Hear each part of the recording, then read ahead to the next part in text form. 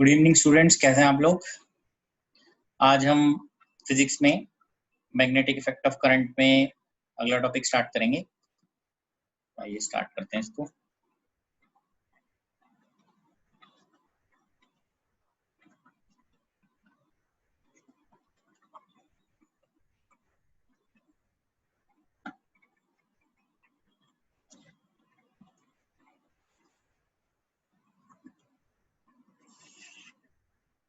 Last class में हमने जो टॉपिक पढ़ा था that was magnetic force on moving charge. आज हम जो टॉपिक है वो पढ़ेंगे magnetic force on current carrying element.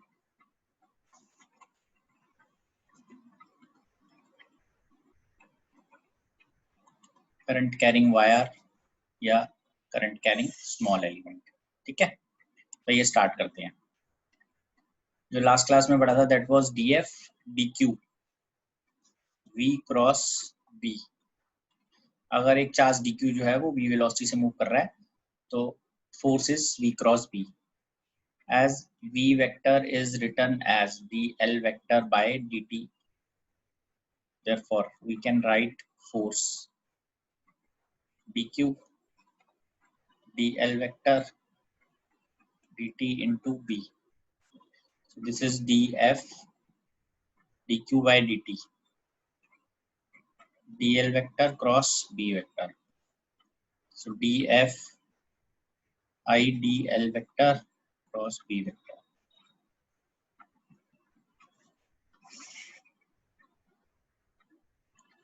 On integrating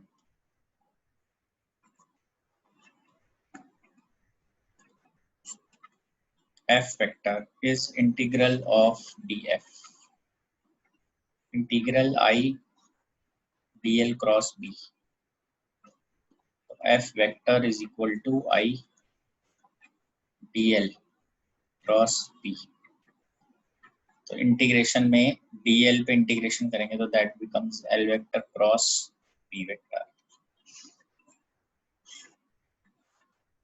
so what is l vector? l vector is line joining initial to final point of current carrying wire.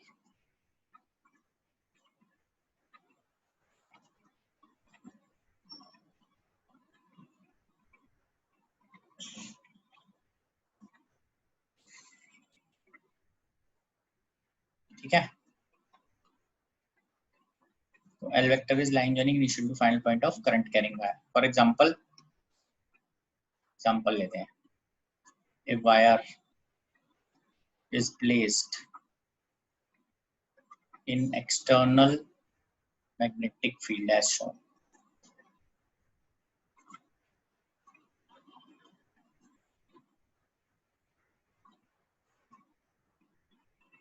ठीक है, इसको हम ऐसे शो करके दिखाते हैं। जो वायर प्लेस्ड है वो इस टाइप से प्लेस्ड है।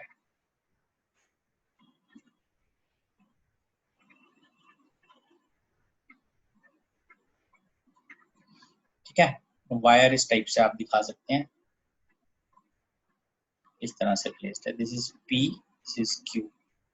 करंट ऐसे जा रहा है इसमें। ठीक है, तो इसके अंदर अगर हम शो करते हैं, जो छोटा सा पोर्शन ये पिक करते हैं यहाँ पर, तो एल वेक्टर की डायरेक्शन वही होगी जो करंट की डायरेक्शन थी, जैसे स्मॉल डी एल वेक्टर। तो ऐसे देखते हैं, direction of D L vector is taken in direction of current.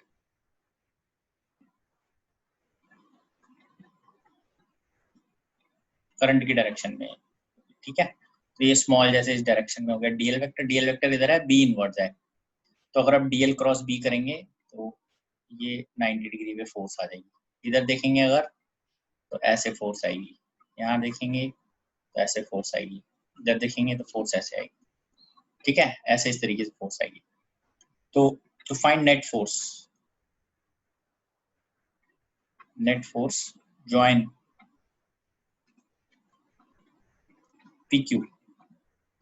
आप जैसे ही PQ को ज्वाइन करेंगे इस टाइप से आप लिख सकते हो।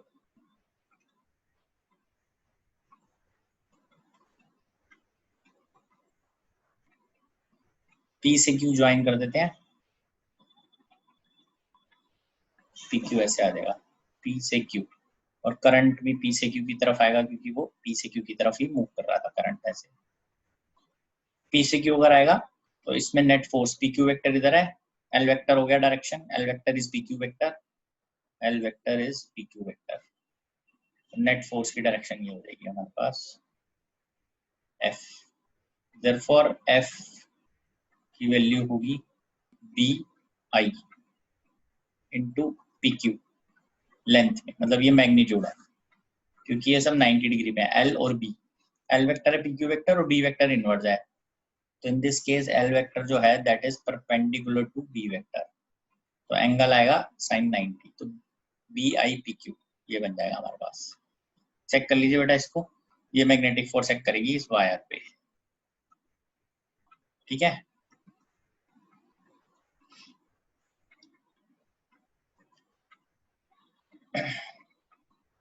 अगर हम कोई क्लोज फिगर लेते हैं तो L vector will become zero, therefore net force, external force due to this magnetic field acting on that closed figure will always be zero, ठीक है। तो हम लिख लेते हैं if a closed figure is taken, if a closed figure is taken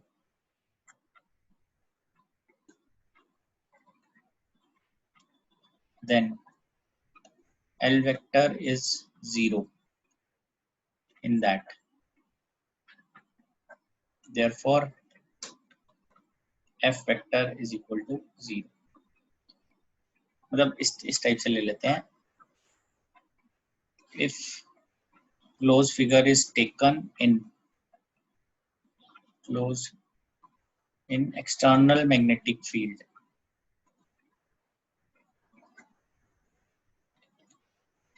and current is passing through it,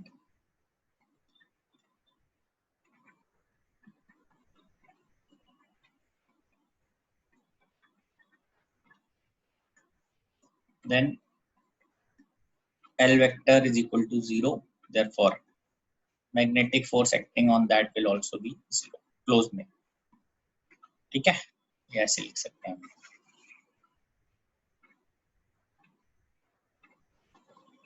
question देखते हैं इस पे, find net magnetic force,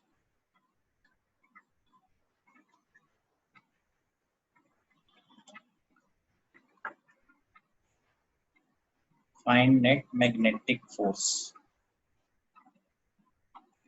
acting on system, ठीक है। इसमें ये पार्ट ये देखते हैं,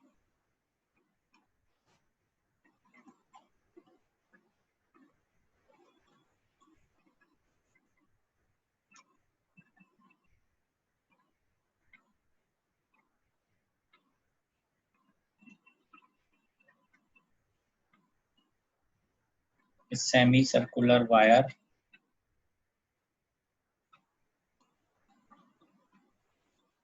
carrying current I and radius R is placed in external magnetic field B.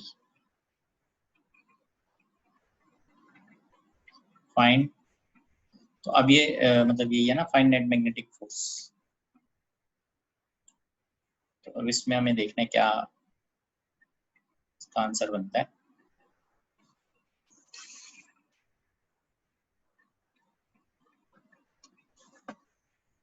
Solution देखना है ए का, तो फंडा सिंपल ही है, ज्वाइन पी टू क्यू, ये अगर हम पी से क्यू की तरफ ज्वाइन करते हैं, join P to Q, P से क्यू की तरफ अगर हम ज्वाइन करते हैं, देखिए ऐसे आ जाएगा ये, और पी से क्यू की तरफ अगर हम ज्वाइन करेंगे करंट की डायरेक्शन ये हो जाएगी, और पी क्यू इस तरफ है और फील्ड अंदर की तरफ है, तो फोर्स जो एक्ट करेगी इस पे वो इस तरह से एक्ट करेगी ऊपर की तरफ। आप चेक कर सकते हैं, ये फोर्स एक्ट करेगी। तो force will be equal to B into I. अब कैसे पता कर सकते हैं? पीक्यू की तरफ फिंगर्स लीजिए, राइट हैंड फिंगर्स, और बी की तरफ उनको कर्ल कीजिए अंदर की तरफ। पीक्यू की तरफ राइट हैंड फिंगर्स लेके कर्ल करना उनको, ठीक है। ये जो हमने लिखा था आपको ये पता होना चाहिए ना, क्रॉस बी कैसे करते हैं। ए से बी की तरफ फिंगर्स को कर्ल करते हैं, तो एल वेक्टर से बी वेक्टर की तरफ। एल वेक्टर ये है पीक्यू, बी वेक्टर इनवर्ट है, ऊपर की तरफ थंब बता देगा पीक्यू। तो एफ की वैल्यू आ जाएगी B into I into R. F is two B I R, ये तरीका है, ठीक है। अब मैं इसका एक बार ऑल्टरनेट दिखाता हूँ आपको, जिसमें हम इंटीग्रेशन वगैरह देखते हैं, तो वो आप देख लीजिए एक बार कैसे होता है, ठीक है। ये था हमारे पास b which is inverse,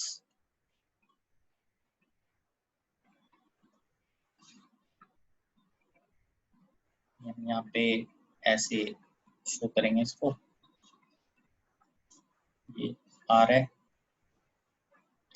next step में हम थीटा पे डी थीटा विड्थ ले लेते हैं, डी थीटा, थीटा पे डी थीटा ले लेते हैं,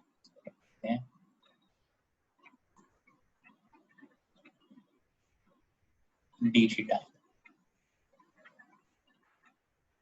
ठीक है। ये आ गया हमारे पास, करंट ऐसे जा रहा है, तो ये इस तरफ हो जाएगा। तो इसकी वजह से डी थीटा की वजह से इसके ऊपर जो फोर्स एक्ट करेगी वो ऐसे एक्ट करेगी, दैट इज डी एफ, ठीक है। तो डी एफ की वैल्यू आ जाएगी बी आई इंटू ये पोर्शन डी एल, ठीक है। आप चेक कर सकते हैं डीएल वेक्टर इधर है इस डायरेक्शन में और बी वेक्टर अंदर है, तो डीएल क्रॉस बी ये आ जाएगा 90 पे ऐसे। तो डीएल की वैल्यू होगी R D theta, so D F की वैल्यू आ जाएगी B I R D theta. तो इसको हम दो पार्ट में अब कर लेते हैं। One part is D F x, that is D F cos theta, horizontal पे आ जाएगा ये ऐसे, ठीक है ना, ये एंगल थीटा। तो एक आ जाएगा डी एफ कॉस थीटा, एक आ जाएगा vertical D F sine theta. ये आ जाएगा डी एफ कॉस थीटा, तो इसमें वैल्यू डाल देते हैं इसकी डी एफ की, that is B I R cos theta D theta. This is D F X. So what is fx? That is integral of dfx, which is integral of bir cos theta d theta. Integration कहाँ से कहाँ तक करनी है? 0 से start होगी और पूरा कवर करेंगे इसको तो पाई आ जाएगा। fx that is bir integration 0 से पाई cos थीटा d थीटा। तो इसमें वैल्यू देख लेते हैं क्या बनती है। ये fx is bir, इंटीग्रेशन करेंगे आएगा साइन थीटा 0 से पाई। fx की वैल्यू आ जाएगी 0, क्योंकि साइन पाई भी 0 होता है होगी। therefore अब बात करते हैं next D F Y, which is D F sine theta. F Y की वैल्यू आ जाएगी B I R integral sine theta D theta 0 से pi. F Y that is B I R minus cos theta 0 से pi. तो ये आ जाएगा B I R minus, compensate करते हैं पहले ऊपर 0 फिर पाई। कॉस 0 होता है 1, कॉस पाई होता है -1, cos 0 minus cos pi plus हो गया, this is 2 B I R. और एफ वाई, तो ये भी क्लियर हो गया कि वर्टिकल डायरेक्शन में फोर्स लगेगी नेट, ये जैसे आ रहा था यहाँ डायरेक्ट किया था, ये इसका इंटीग्रेशन वाला पार्ट है, मैं पूरा एक्सप्लेन करके। ये चीज तभी ट्रू है व्हेन बी इज यूनिफॉर्म, इसका मतलब बी कांस्टेंट रहना चाहिए, वो चेंज नहीं कर रहा। अगर चेंज कर रहा है तो फिर ऐसे करना पड़ेगा उसको इंटीग्रेट करके, ठीक है जी। चेक कर लीजिए, फिर आगे बढ़ते हैं इसमें नेक्स्ट।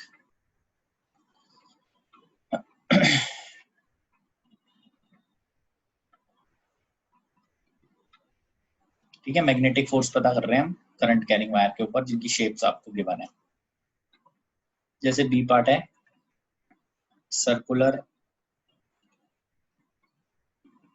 करंट कैरिंग वायर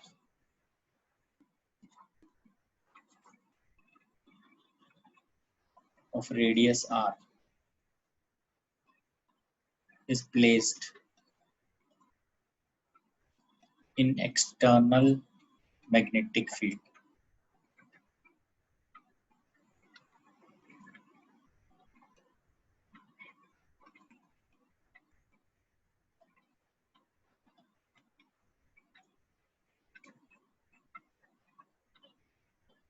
ठीक है, तो अब इसके ऊपर देखना है हमें कि ये वायर प्लेस्ड है, करंट ऐसे चल रहा है, इसमें रेडियस भी गिवन है। अब इसके अंदर क्या है कि एज इसके अंदर एल वेक्टर इज 0, ये बात हुई थी ना क्लोज फिगर के लिए। देखिए फिगर अगर closed L vector is 0 in this, therefore F vector is 0, net force is 0.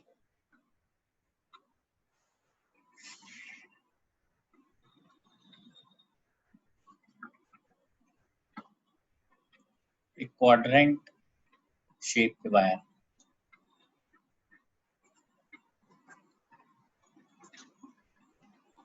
carrying current I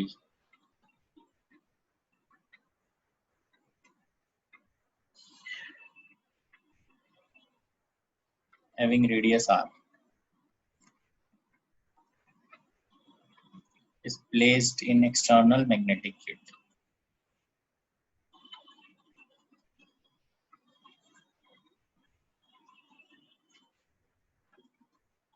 ठीक है, पता सब में यही करना है, मैग्नेटिक फोर्स।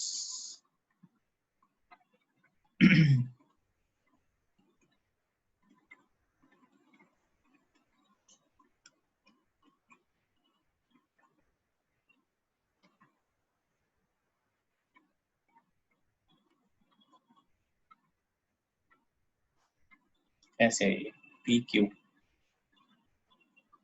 आर। ठीक है, तो अभी क्या कॉन्सेप्ट है इसमें भी same, join P to O P to Q. तो अगर हम इसमें पी से क्यू ज्वाइन कर देते हैं, ये देख लीजिए एक बार,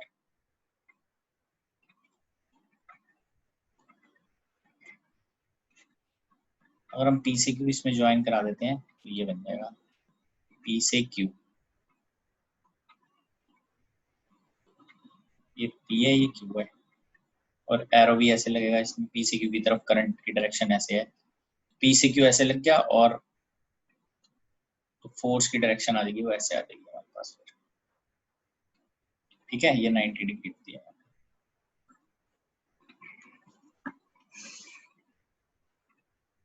Therefore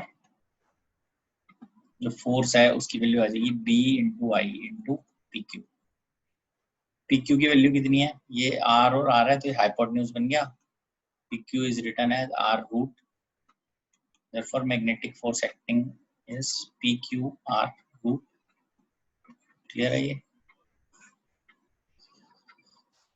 ये वैल्यू आ जाती है इसके अंदर, चेक कर लीजिए आप, अगर कोई डाउट है तो बता दीजिए इसमें।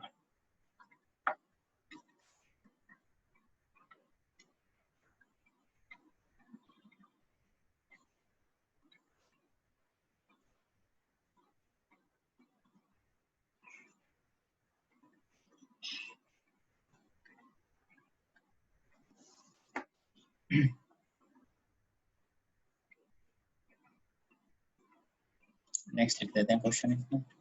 क्लियर, यही करना है हमेशा, जो भी करंट कैरिंग वायर है उसको ज्वाइन करेंगे एंड पॉइंट्स को, और उसकी डायरेक्शन में करंट लेंगे, और फिर एल क्रॉस बी से पता करेंगे फोर्स की direction. A wire is in the form of parabola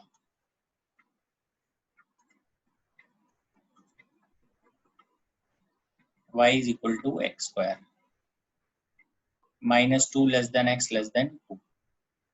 ये आ गया है, ठीक है. Carrying current 2 amperes. It is placed in external magnetic field of 3 Tesla inverse. Find total magnetic force acting on it.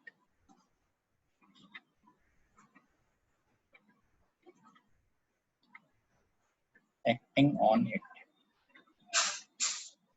ठीक है. तो हम इसके अंदर जो चेक कर लेते हैं एक बार.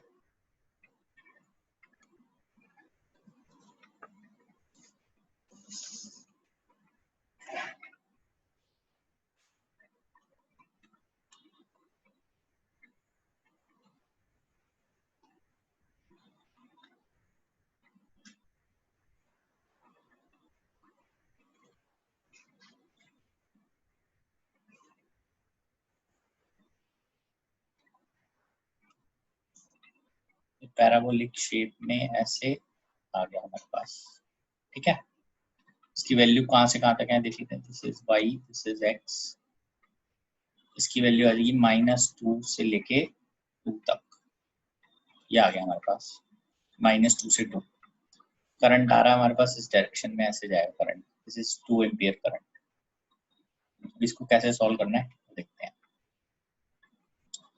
This is point P2 Q. Join P2Q. ये देख लेते हैं. अगर आप P से Q ज्वाइन करते हैं फिर से वैसे ही है. P2Q आप ज्वाइन करते हैं ऐसे दिखाएंगे इसको, P से Q. और फोर्स ऊपर की तरफ है.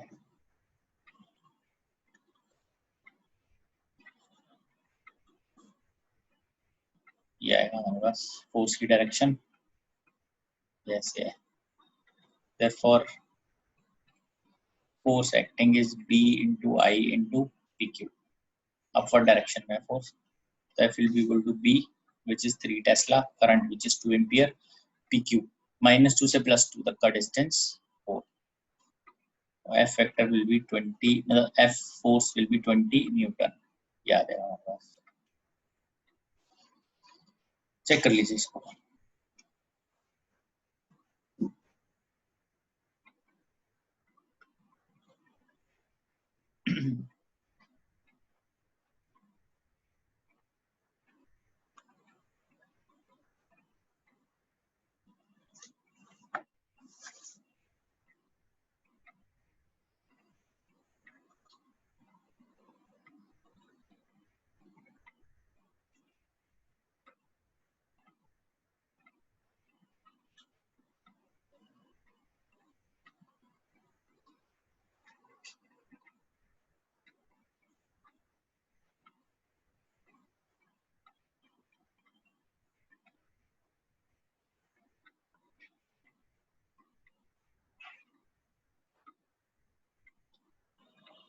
ठीक है जी, आगे बढ़ते हैं अब इसमें.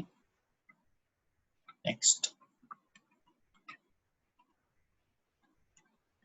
a wire of mass per unit length lambda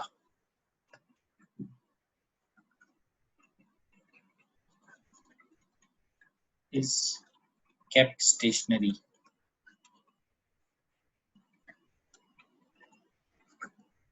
in air under gravity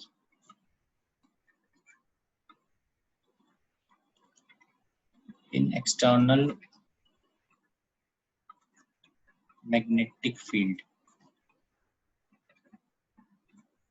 B when current I is passed through it.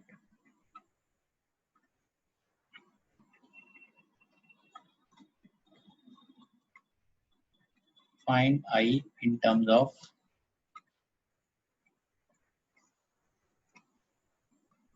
B, lambda, G.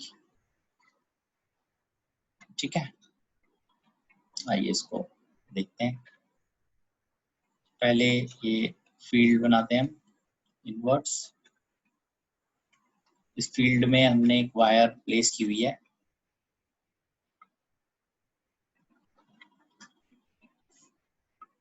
ठीक है।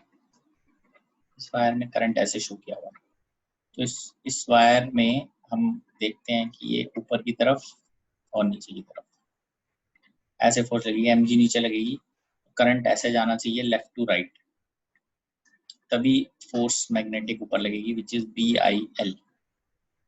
ठीक है, ये एल वेक्टर हो गया, PQ ऐसे ले लेते हैं वायर को, एल वेक्टर, B अंदर की तरफ है तो फोर्स ऊपर लगेगी। अभी तो क्लियर हो गया होगा, कभी भी अगर फील्ड अंदर की तरफ है और करंट लेफ्ट से राइट है तो फोर्स अपवर्ड है, तो mg और BIL बैलेंस होंगे आपस में, तभी वायर स्टेशनरी रह सकती है। BIL बनेगा तो देयरफॉर I की वैल्यू आ जाएगी mg/l, क्योंकि लैम्डा जो है दैट इज मास पर यूनिट लेंथ, देयरफॉर I की वैल्यू आ जाएगी लैम्डा g, आ जाएगा mg/l एंड b, तो लैम्डा g अपॉन में b, याद रखना बस, चेक कर लीजिए आप इसको, आगे बढ़ेंगे फिर।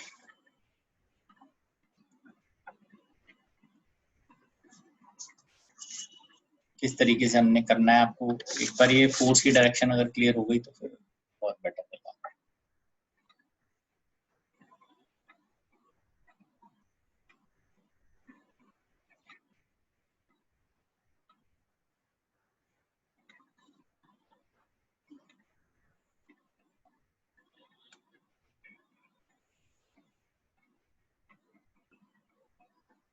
Sir left to right current की डायरेक्शन क्या चाहिए? क्योंकि mg नीचे है तो BIL ऊपर ही होना चाहिए, तो फोर्स जो है मैग्नेटिक फोर्स वो ऊपर की तरफ तभी आएगी जब करंट ऐसे चलेगा P से Q। अच्छा, ठीक है ना।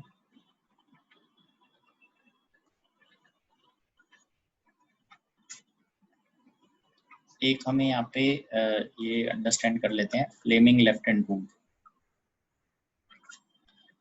इससे भी आप पता कर सकते हो। ध्यान है किसी को Fleming left hand rule?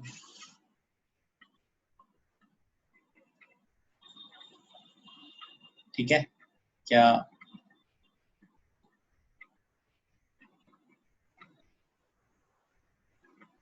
Left hand rule में thumb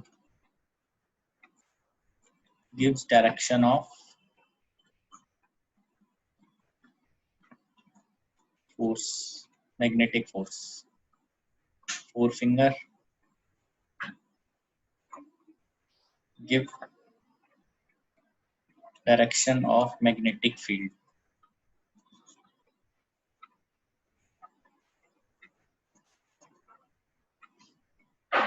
middle finger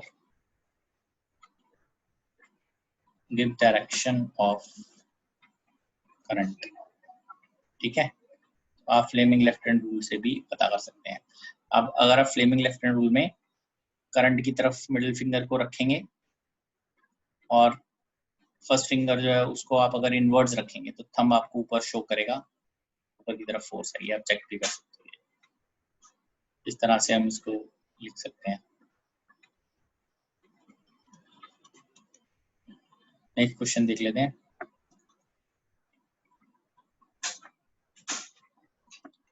A wire when kept in external magnetic field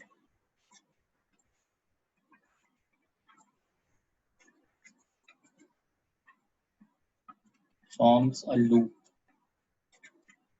of radius r when current I is passed through it.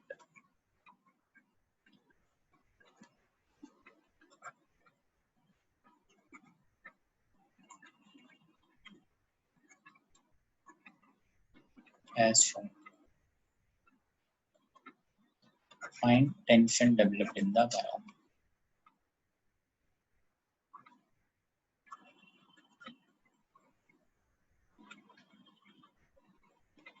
ठीक है, ये देखिए इसके अंदर ये कॉन्सेप्ट है कि एक वायर है, जैसे ही उसमें से हम करंट पास करते हैं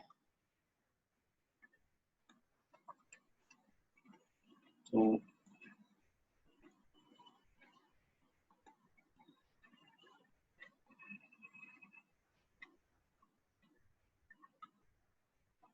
जैसे हम इस वायर में से करंट पास करेंगे वैसे ही ये आप इसमें हर पॉइंट पे देख सकते हो किस टाइप से इस वायर पे फोर्स लगेगी। हम इतना पोर्शन देखते हैं तो इसको फोर्स ऐसे बाहर की तरफ लगेगी, ऐसे इसमें भी बाहर की तरफ फोर्स लगेगी, इसमें भी बाहर की तरफ लगेगी, यहाँ भी बाहर की तरफ फोर्स आएगी, ऐसे फोर्स लगेगी। क्लॉकवाइज करंट है तो फोर्स ऐसे लगेगी। So this wire is going to expand, तो इसमें एक टेंशन डेवलप हो जाएगी।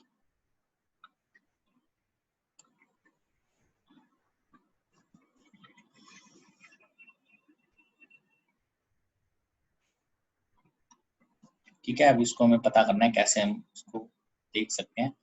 ये तो हम छोटा सा पोर्शन लेते हैं इस वायर का, उसको बनाते हैं। ये वायर का हमने एक पोर्शन लिया छोटा सा, इसके हिसाब से हमने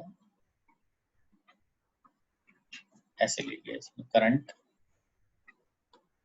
इसमें टेंशन एक इधर आ जाएगी टी, एक टेंशन इधर आ जाएगी टी। सेंट्रल एंगल अगर थीटा है तो ये टेंजेंट एंगल जो है दैट इज थीटा बाय 2। ये 9th क्लास में थ्योरम होती है, उसको हम यूज करेंगे यहाँ पे। तो इसके कंपोनेंट्स करेंगे जैसे ही ये आ जाएगा टी साइन थीटा बाय 2 नीचे और टी कॉस थीटा बाय 2 इधर।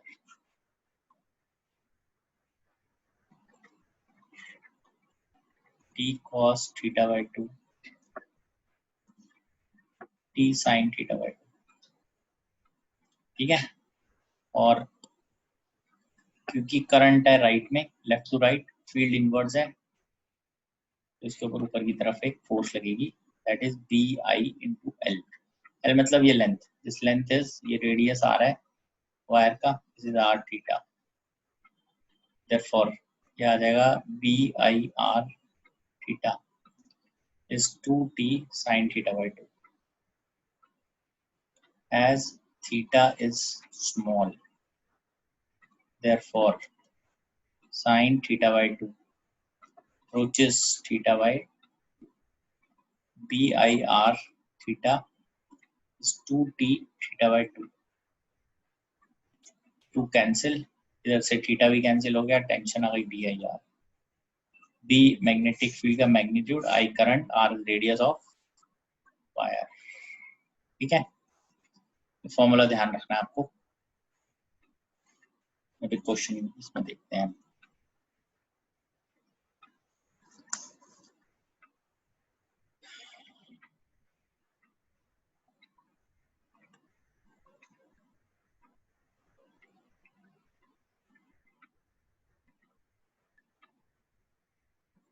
ये रही, आगे बढ़ते हैं इसमें।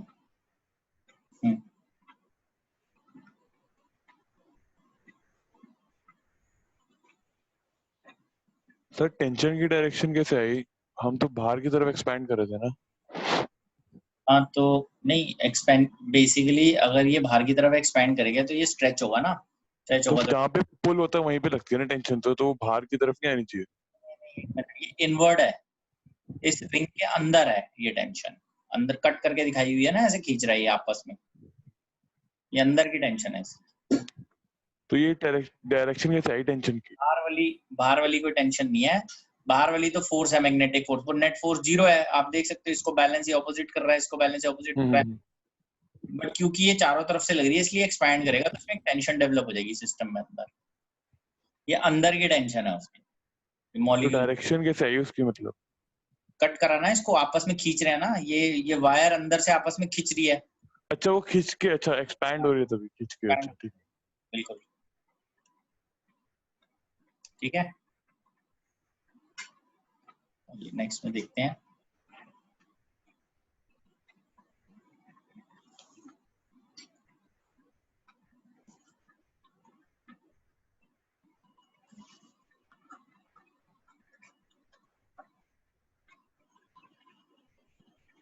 वायर इज केप्ट, ऐसे लिखते हैं, wire of length L is kept in external magnetic field B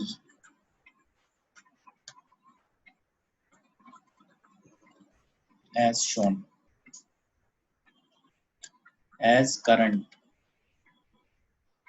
I is passed through wire.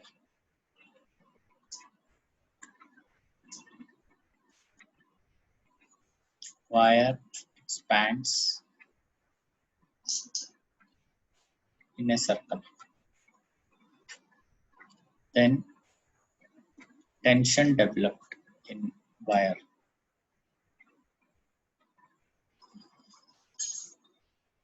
is, ऐसे दिखाएंगे इसको,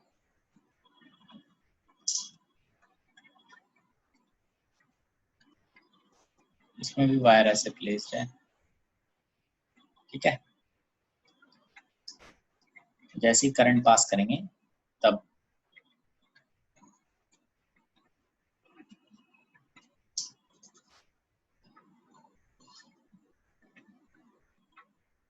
तब ऐसे फॉर्म हो गया।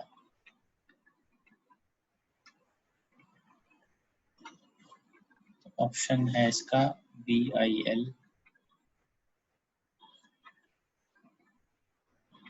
2 times BIL by 2 pi, D है 0। चेक कीजिए बेटा, आप लोग अभी कर पाएंगे इस क्वेश्चन को या नहीं, चेक कीजिए, देखिए।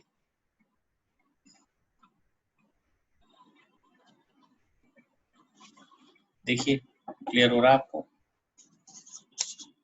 कि अगर एक वायर प्लेस्ड है और उसमें से एक्सटर्नल फील्ड में प्लेस्ड है और हम उसमें से अगर करंट पास कर देते हैं तो वो सर्कल बन जाता है, उस पर क्या इफेक्ट पड़ता है, टेंशन क्या आ रही है।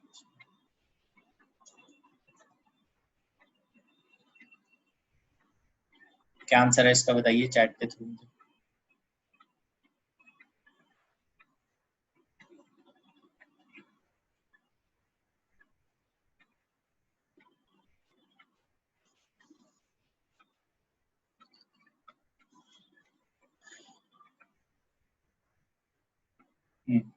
देखो ये इसीलिए दिया मैंने क्वेश्चन, बड़ी कॉमन सी मिस्टेक है, हर बच्चे को BIL याद रहता है, बिल, वो यही टिक करता है। एक्चुअली हमने टेंशन के बारे में बताया, वो है BIR, R is the radius of the wire, length दे रखी है L, तो लेंथ है 2 pi R, R की वैल्यू कितनी आएगी यहाँ से L/2 pi, टेंशन की वैल्यू आ गई BIL/2 pi। IIT का क्वेश्चन आया हुआ, आई थिंक 2007-8 का क्वेश्चन है, 7 या 8 का। ध्यान रखिए कैसे क्वेश्चन बन के आ जाता है।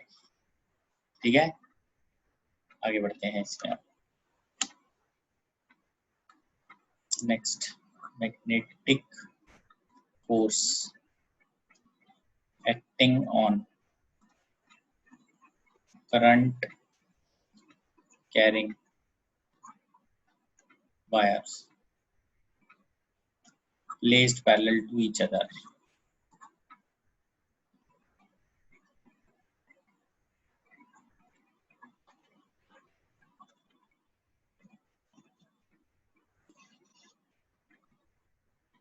ठीक है जी, इसमें केस लेते हैं, case 1, current in same direction.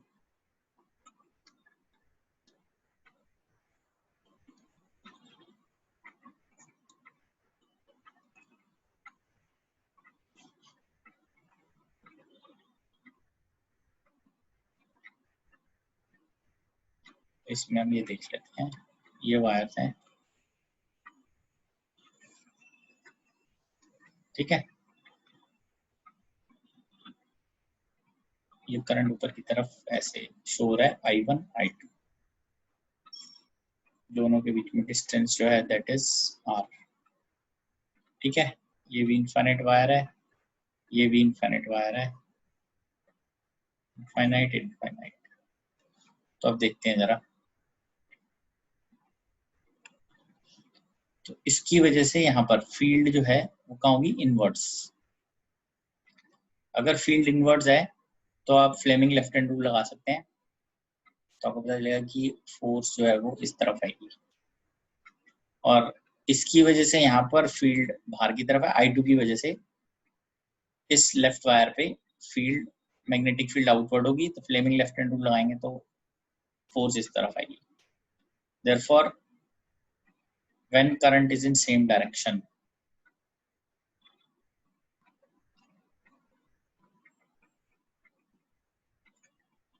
Wires attract. ठीक है, तो फोर्स जो है वो कैसे निकलेगी, फोर्स की वैल्यू आ जाएगी B due to this 1 at point 2, इसको B1 कर देते हैं हम, B1 B I, और लेंथ आ गई इसी की लेंथ L, B की वैल्यू डाल देते हैं यहाँ पे, B1 मतलब B due to I1 current 2 की पॉइंट पे, that is mu not I1 2 pi R I2L। as length approaches to infinity, therefore we can calculate F by L, force per unit length हम calculate कर सकते हैं mu not I1 I2 by 2 pi R। ठीक है, तो ये आ गया हमारे पास।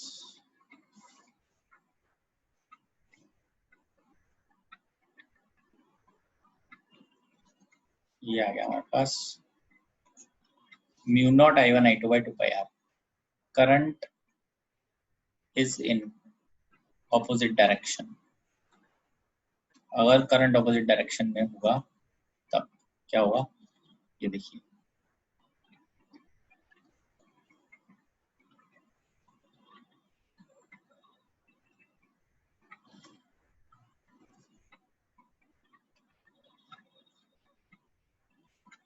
इसमें करंट ऊपर दिखाते हैं, इसमें करंट नीचे दिखा देते हैं I2।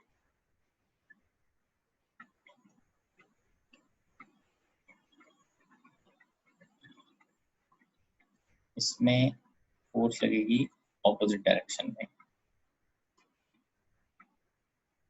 यह distance R, wires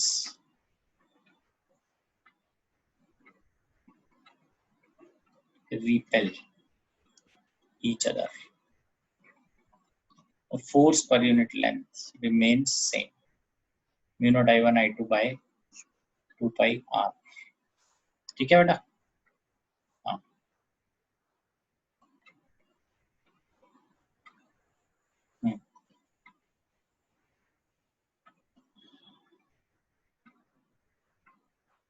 sir magnetic field की डायरेक्शन कैसे आई, इसकी वजह से कहाँ पे ये बताओ, मैग्नेटिक फील्ड कैसे आई वही, ये I1 है ना, I1 की वजह से I2 पे देखो मैग्नेटिक फील्ड कहाँ है, इनवर्ड्स है। कैसे आई, अरे ये तो पहले क्या हुआ यार, थंब को करंट की डायरेक्शन में रखेंगे तो अच्छा फिंगर। अच्छा ठीक है ठीक है। हाँ, हाँ, और कौन है, सर ये लास्ट वाली चीज समझा दो जहाँ पे लिख रखा है mu L tends to infinity therefore F upon L equals to mu not I1 I2 upon 2 pi. ये मैंने इस तरह से बताया कि ये जो I1 वाली वायर है, इसकी वजह से I2 वाली जो वायर है, करंट वायर, करंट इस पॉइंट पे अगर हमें फील्ड पता करनी है तो वो फील्ड इनवर्ड्स होगी, और उसकी वैल्यू क्या होगी, फील्ड इनवर्ड्स है और उसकी वैल्यू जैसे इनवर्ड्स आएगी ऐसे फील्ड यहाँ पे, और उसकी वैल्यू होगी B1 which is mu not I by 2 pi R, होता है ना इनफिनिट लॉन्ग वायर की वजह से R डिस्टेंस पे। और अगर फोर्स पता करनी है तो वो BIL होगी, डायरेक्शन आपको पता करनी है, फोर्स तो हम ये कर ही रहे हैं ना पीछे, पता अभी तक BIL होता है। इधर फील्ड अंदर की तरफ, करंट ऊपर की तरफ, तो फ्लेमिंग लेफ्ट हैंड रूल से आप निकालिए, फोर्स की डायरेक्शन लेफ्ट में आ जाएगी, BIL, I is this current in this wire, और इसी वायर की लेंथ L। बट क्योंकि ये लेंथ तो इनफाइनाइट है तो वैल्यूज रखा, तो एल इनफाइनाइट है तो मैं फोर्स तो पता नहीं कर पाऊंगा क्योंकि फोर्स इनफाइनाइट हो जाएगी।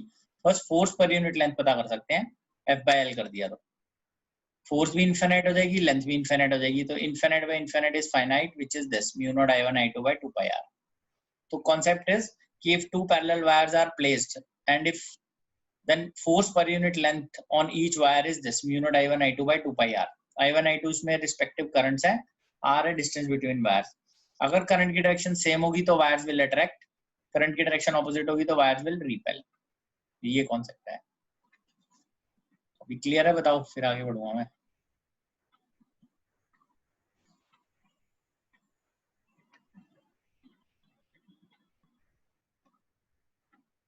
Clear to everyone?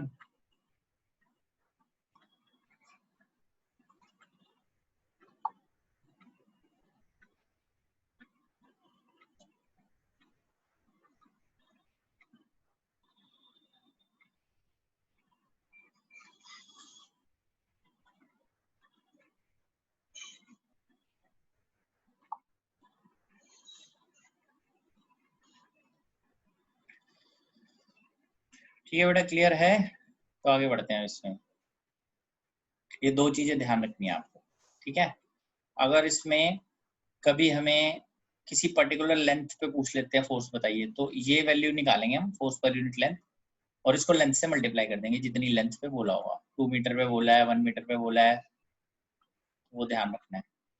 अट्रैक्ट और रिपेल आपको ये ध्यान रखना है, सेम डायरेक्शन में है तो wires will attract, opposite direction में है तो वायर्स विल रिपेल। उसके लिए आप पता कीजिए पहले एक वायर से दूसरी वायर के पास फील्ड की डायरेक्शन, फिर उसके ऊपर लगाइए आप फ्लेमिंग लेफ्ट हैंड रूल, उससे आपको फोर्स की डायरेक्शन पता चल जाएगी। फिर दूसरी पे पता कर लीजिए, अगर फोर्स की डायरेक्शन दोनों में एक दूसरे की तरफ आ रही है तो अट्रैक्शन, अवे जा रही है तो रिपल्शन। चेक खुद करना है अभी, ठीक है?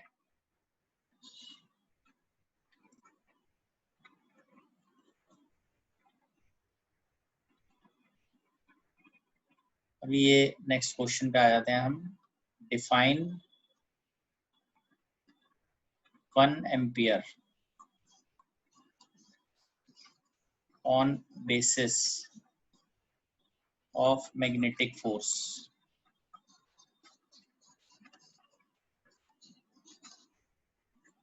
acting on current carrying wires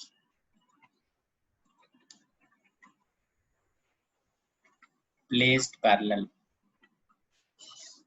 to each other।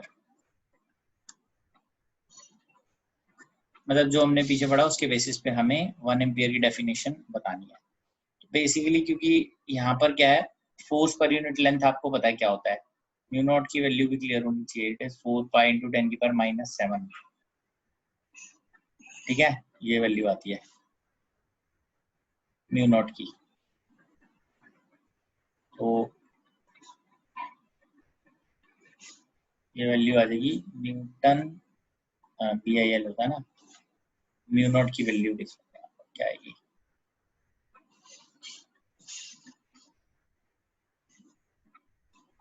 This is Newton पर एम्पियर स्क्वायर। चेक कर लीजिए इसको, यहाँ से निकालते हैं, नहीं तो उसको एक सेकेंड। और इधर से क्या आता था, टेस्ला मीटर पर एम्पियर म्यू नॉट। ठीक है, ये वैल्यू आती है, ये वैल्यू इसमें पुट करते हैं। अगर ये देखिए इसके बेसिस के ऊपर यहाँ पर बनी हुई है 1 एम्पियर की definition. 1 ampere is defined as current that flows in two parallel wires placed 1 meter apart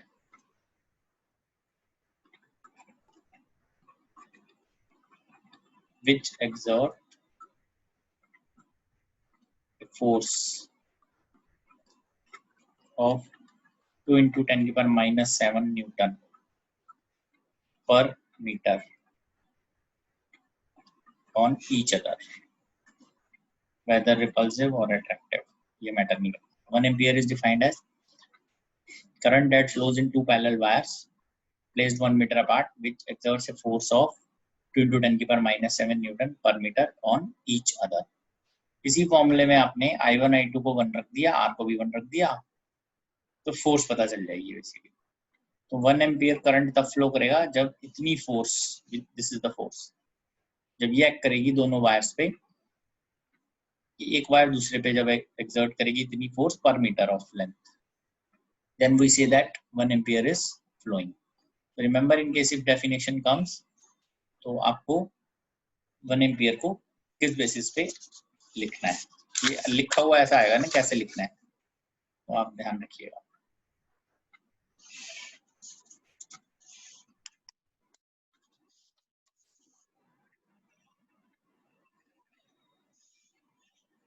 ठीक है.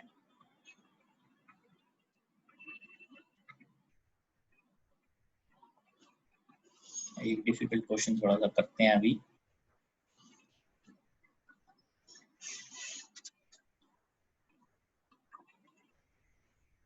An infinite long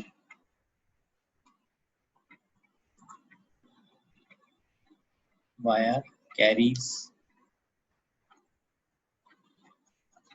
current I. Another wire of length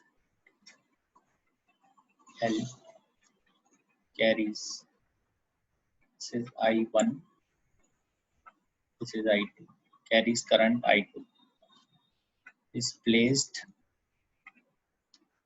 perpendicular to infinite wire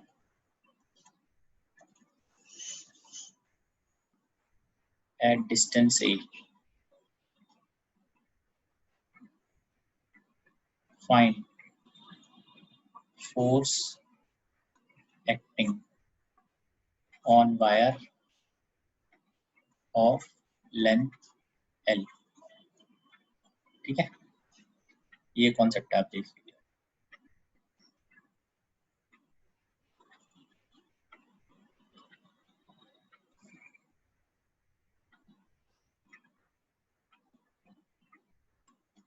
ये ऐसे चलेगा इंफिनिटी, ये भी इंफिनिटी है. This is P2Q wire, इसमें current आप ऐसे शो कर सकते हैं I1, इसमें करंट ऐसे है I2.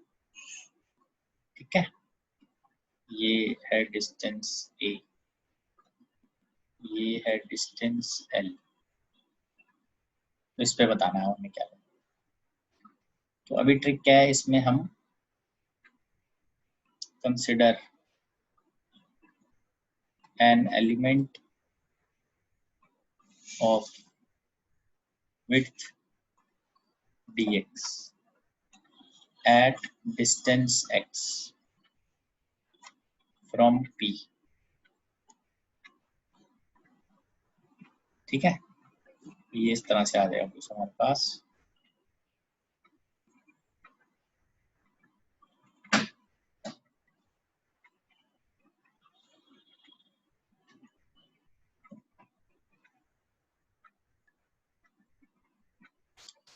इसको हम अगर इस तरह से लिखेंगे, यहाँ से एट एनी डिस्टेंस x पे dx एलिमेंट लिया जाए, दिस इज dx. इसके ऊपर करंट की डायरेक्शन राइट हो गई, फील्ड इस इनफिनिट वायर की वजह से अंदर की तरफ हो जाएगी. आप अगर इसमें फ्लेमिंग लेफ्ट हैंड रूल लगाएंगे तो आपको डायरेक्शन मिल जाएगी किस तरफ फोर्स लगेगी. It is like this, this force is df. therefore df is b into current I into dx. b की वैल्यू लिखते हैं म्यू नॉट, ये करंट आएगा I2, इसकी लगेगी mu naught I1 by 2 pi x plus a, क्योंकि इसका distance यहाँ से कितना है a, इंटू I2 dx. ठीक है, ये df आ गया. f की वैल्यू आ जाएगी integral df, this is mu not I1 I2 upon 2 pi integral dx by x plus a। कहाँ से कहाँ तक इंटीग्रेशन करनी है? 0 से स्टार्ट करेंगे, यहाँ से 0 से L तक, ये फोर्स है टोटल। नेक्स्ट पेज पे हम इस पे इंटीग्रेशन करते हैं। f is integral df integral mu not I1 I2 by 2 pi dx upon में x प्लस a 0 से L। f की वैल्यू आ जाएगी mu not I1 I2 upon 2 pi integral 0 से L dx अपॉन में x प्लस a।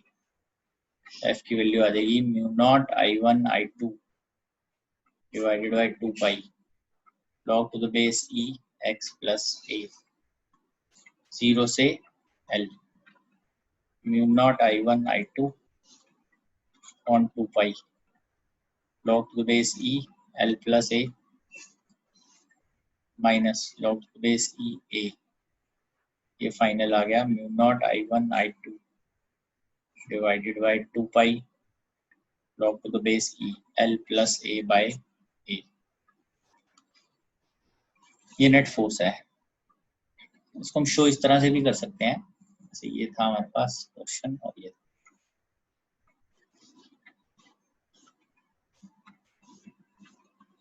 इसमें current I1 ऐसे था, इसके अंदर करंट I2 इस तरह से था। जो फोर्स है वो भी इस तरह से आप दिखा सकते हैं। यहाँ से फोर्स लगेगी, उसके बाद फोर्स धीरे धीरे जैसे जैसे दूर होता जाएगा वैसे वैसे फोर्स जो है वो कम होती जाएगी, क्योंकि मैग्नेटिक फील्ड की जो वैल्यू है due to infinite long wire वो भी कम हो गया है, ऐसे होती जाएगी। ये डिस्टेंस था a और लेंथ है, इस तरह से आप दिखा सकते हैं इसमें फोर्स सेट करके, ठीक है।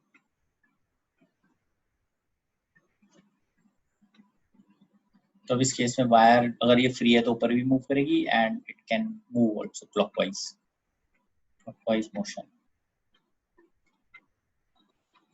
क्योंकि वायर रोटेट भी कर रही है। तो अगर आप चाहें तो एक्सप्रेशन भी डिराइव कर सकते हैं टॉर्क का,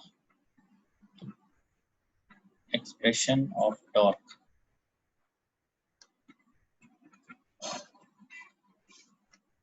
on wire PQ about infinite long wire।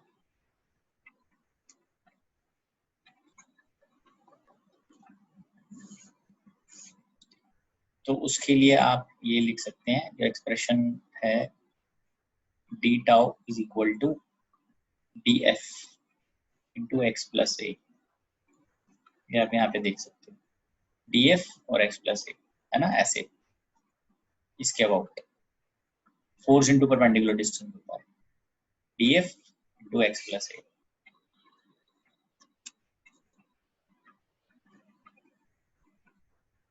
हाँ जी सर ये वायर रोटेट कैसे कर रही है, मतलब किस डायरेक्शन में और किस वजह से? ये फिक्स्ड है wire, infinite long wire is fixed, ठीक है। ये वायर फ्री है, यस सर। ये वाली फ्री थी वायर PQ। तो फोर्स अगर ऊपर लग रही है तो ऊपर भी जा सकती है, और इधर फोर्स ज्यादा है तो ये इधर ज्यादा फोर्स है इधर कम है तो ऐसे रोटेट करेगी ना क्लॉकवाइज। Okay sir. ये थोड़ी देर के बाद ये वायर इस टाइप से ऐसे हो जाएगी ऐसे, क्योंकि इधर फोर्स ज्यादा है तो ये ऊपर ज्यादा जाएगा ना, ये कम जा रहा है, फिर थोड़ी देर के बाद ऐसे हो जाएगी, ऐसे चेंज होती जाएगी वायर। तो ये टर्न भी कर रही है ऐसे, तो इसमें टॉर्क जो है वो लगेगी df इंटू एक्स प्लस ए। ये मैंने पीछे बताया, टॉर्क जो है वो फोर्स इंटू परपेंडिकुलर डिस्टेंस होता है। df की वैल्यू ये थी, ये हम लिखते हैं mu not I1 I2 upon 2 pi x plus A into dx, x plus A dx into x plus ए। ये कैंसिल हो जाएगा, net torque is integral d tau. This is mu naught I1 I2 dx upon 2 pi.